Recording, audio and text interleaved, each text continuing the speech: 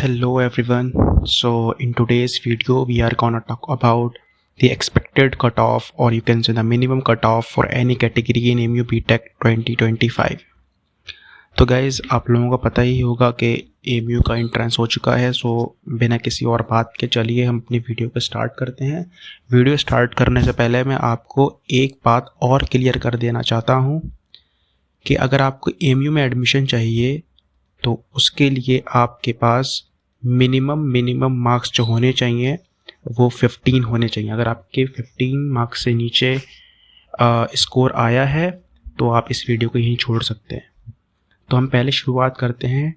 देखिए, इस वीडियो में शुरुआत करने से पहले एक बात और बता देना चाहता हूँ कि इस वीडियो में मैं ये भी बात करने वाला हूँ कि आपके मिनिमम मार्क्स कितने होने चाहिए, चाहे आप एक्सटर्नल हो, इंटरनल हो, विद एनी कैटेगरी हो और विदाउट एनी कैटेगरी हो।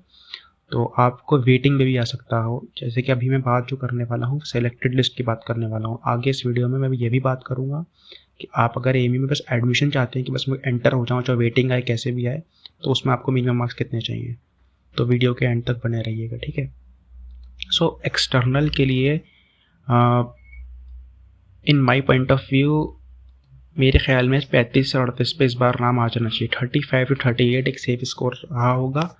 और अगर आपके इस मार्क्स में इतने मार्क्स आ रहे हैं तो आप एक्सपेक्ट कर सकते हैं कि आपकी सिलेक्टेड लिस्ट में नाम आ जाएगा, ठीक है। सिलेक्टेड लिस्ट में नाम आने वाले बच्चों को इलेक्ट्रिकल तो कंफर्म होता है, इलेक्ट्रिकल तो उनको कंफर्म मिल ही जाता है जिनको भी सिलेक्टेड लिस्ट में आता है। अब वो रैंक पे डिपेंड करता है कि आपकी क्या आ रही है, ठीक है। अब इंटरनल के लिए मैं बताऊं तो 24 to 27 हो जाना चाहिए। आपको पता ही है साल ट्रेंड भी चेंज हुआ है। पहले 150 क्वेश्चन आया करते थे, अब 100 क्वेश्चन आए, तो उस हिसाब से थोड़ा ये नीचे आया है स्कोर। 24-27 आपका इंटरनल का हो जाएगा, सिलेक्टेड लिस्ट में नाम आ जाएगा। आई मीन टू से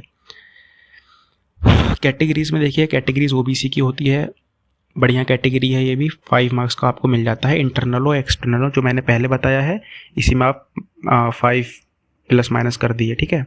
OBC अगर कैटेगरी है। अगर आप CE से हैं तो भाई आप मुश्किल से शायद अगर आपके 17 to 18 मार्क्स भी हैं तो आपका यहाँ पे सिलेक्शन हो जाएगा किसी बिना प्रॉब्लम, कोई प्रॉब्लम नहीं होगी, आपका यहाँ पे सिलेक्शन हो जाएगा, ठीक है। CE कैटेगरी में बहुत ज़बरदस्त कोटा है CE कैटेगरी का, ठीक है। अब CA कैटेगरी के अंदर देखिए वेटिंग बहुत क्लियर होती है। 5 मार्क्स का इसके अंदर भी आपको मिलता है। अगर आप इंटरनल हैं तो आपका CA और इंटरनल और CA इंटरनल का हो जाता है। मतलब अगर आपके 15 प्लस मार्क्स हैं तो आप समझ लिए कि आपका हो जाएगा, फिर आपका एडमिशन तो मिल ही जाएगा, ठीक है। अच्छा, CA कैटेगरीज के अंदर जो वेटिंग है बहुत क्लियर होती है, ठीक है। अब बात करते हैं कि अगर आप एक्सटर्नल हैं और आप चाह रहे हैं कि बस मेरा एडमिशन हो जाए MU के अंदर, ठीक है। अगर आप एक्सटर्नल हैं, MU में बस एडमिशन चाहते हैं कि मेरा एडमिशन हो जाए, 23 से 24 मार्क्स पे आपको यहाँ पे सबसे लोएस्ट ब्रांच जो है वो फूड है, ठीक है, वो आपको मिल सकती है, ठीक है, ये आपको मिल सकती है, ठीक है ना।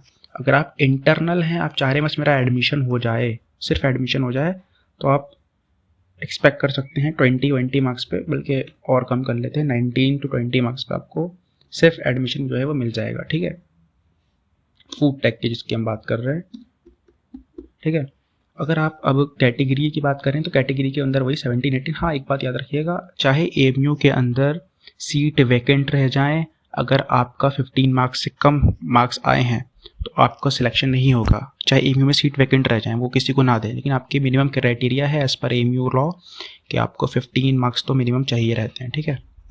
तो इसके अलावा अगर आप चाहते हैं कि मैं और आगे वीडियो लेकर आऊँ कि वेटिंग कैसे क्लियर होती है, वेटिंग कितनी क्लियर होती है, जैसे मैं आपको दिखा दूँ कि मेरे पास इसका भी रिकॉर्ड है कि लास्ट ईयर कितनी वेटिंग क्लियर हुई थी, ठीक है। तो वो ये देख सकते हैं आप, ये लास्ट ईयर की वेटिंग जो भी क्लियर हुई है मेरे पास सब रिकॉर्ड है।